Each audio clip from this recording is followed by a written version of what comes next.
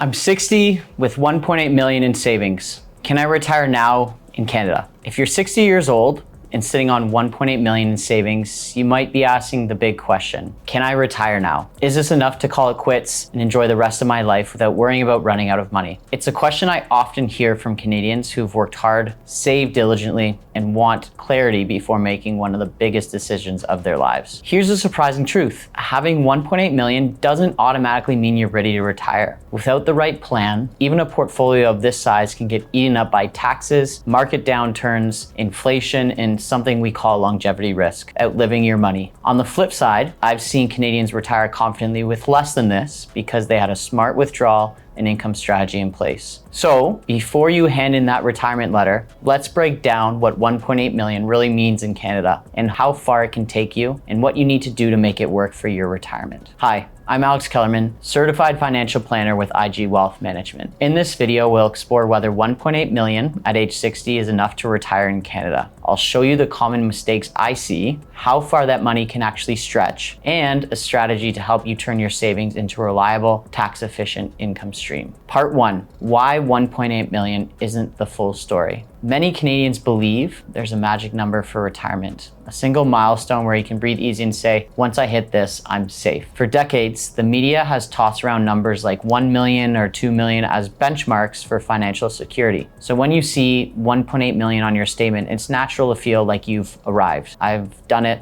I'm set for life. But here's the truth. Retirement isn't just about the size of your nest egg. It's about how you use it and whether it can realistically support the lifestyle you want for 25 or even 35 years of retirement. Let's break this down into 3 critical factors that determine how far your 1.8 million will really take you. 1, your lifestyle. This is the biggest driver of how quickly your savings will last. Ask yourself, will you live a simple, modest life close to home? Or do you picture traveling abroad, helping children or grandchildren financially, and enjoying hobbies that come with higher costs? Do you plan to downsize your home? Or are you determined to stay where you are, even if it means higher property taxes, maintenance, and utility costs? For example, if you're spending $60,000 a year on a comfortable lifestyle, your 1.8 million might stretch decades. But if you're spending just closer to 100,000 or more due to travel, home renovations, or supporting family, it can erode much faster. 2, your expenses. Retirement doesn't erase your bills. Housing, food, transportation, and healthcare will still show up every month. And in some cases, healthcare costs may rise as you age. And then there's inflation. Even at a modest 3% rate, the cost of living doubles roughly every 24 years. Here's what that means. If your lifestyle costs $60,000 today, in 20 years, you might need closer to $100,000 a year to maintain the same standard of living. That's why relying on your current expenses as a long-term benchmark can create a false sense of security. 3, your withdrawal plan. This is where many retirees unintentionally sabotage themselves. Pulling too much too soon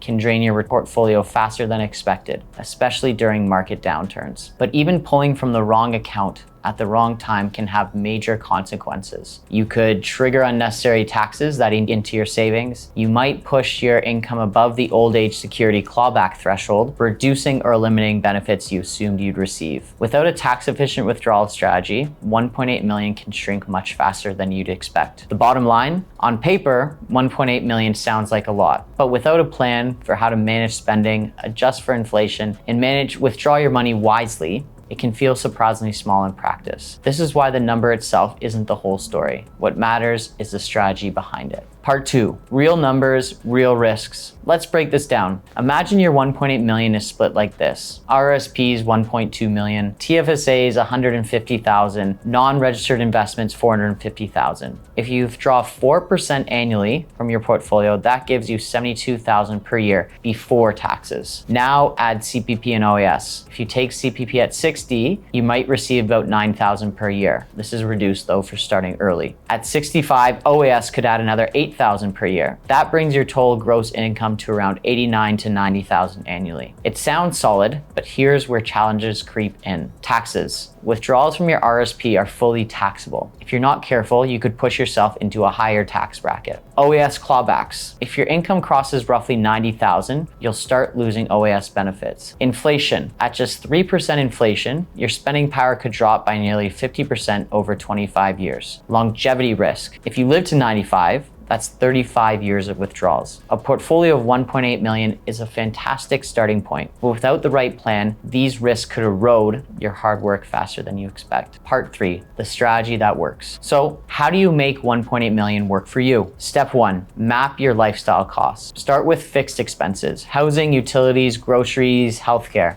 Then add in discretionary spending for travels, hobbies, or helping family. Many Canadians underestimate what they'll spend in retirement. A detailed budget helps you see how far your savings will stretch. Step 2, layer your income sources. Think of retirement income like layers. You have your base layer of CPP and OAS. You have your next layer of RRSP or RRIF withdrawals. Then you have your tax-free layer, which is TFSA withdrawals. And then you have the optional layer, which is non-registered investments. A tax-efficient drawdown strategy can help you stay above OAS clawback thresholds, smooth out your taxable income, keep more of your money working for you. Now, step 3, plan for longevity and market risk. If you retire at 60, you could need your portfolio to last 30 to 35 years. A combination of conservative withdrawals and growth investments can help your savings go the distance. For example, drawing 40,000 from your RRSP and 15,000 from your TFSA each year might allow you to stay under higher tax brackets and stretch your portfolio. Part 4, mistakes that can derail 1.8 million. Here are 3 mistakes I see Canadians make even with sizable portfolios. 1, waiting until 71 to withdraw from RRSPs. Deferring withdrawals until you're forced to convert to a RRIF can create massive tax bills later when minimum withdrawals kick in. Underestimating taxes. Every dollar you withdraw from an RRSP is fully taxable. Without a smart plan, you could lose tens of thousands unnecessarily. 3, overconfidence. It's easy to think 1.8 million means you're safe, but without accounting for inflation, healthcare costs, and market volatility, even large portfolios can shrink faster than you think. So the question is, can you retire now with 1.8 million? The answer isn't a simple yes or no. It all depends on how you want to live, how you structure withdrawals, and how you manage taxes and risks. The key is to create a personalized retirement income plan that turns your savings into predictable, sustainable income, minimizes taxes and avoids OAS clawbacks, adjusts for inflation and longevity so your money lasts as long as you do. If you're wondering whether 1.8 million is enough to retire now, or how to turn it into steady, tax-efficient income stream, let's talk. As a certified financial planner, I work with Canadians every day to create retirement income plans that give them clarity and confidence for the years ahead. Click the link in the description to book a free no-obligation consultation with me. Together, we'll look at your numbers, your goals, and build a plan that fits your life. And if you found that this video helpful, give it a like and share it with someone you know who's thinking about retiring soon. Don't forget to subscribe for more Canadian retirement strategies, from CPP and OAS tips to RRSP and RRIF withdrawal strategies. Thanks for watching. I'll see you later.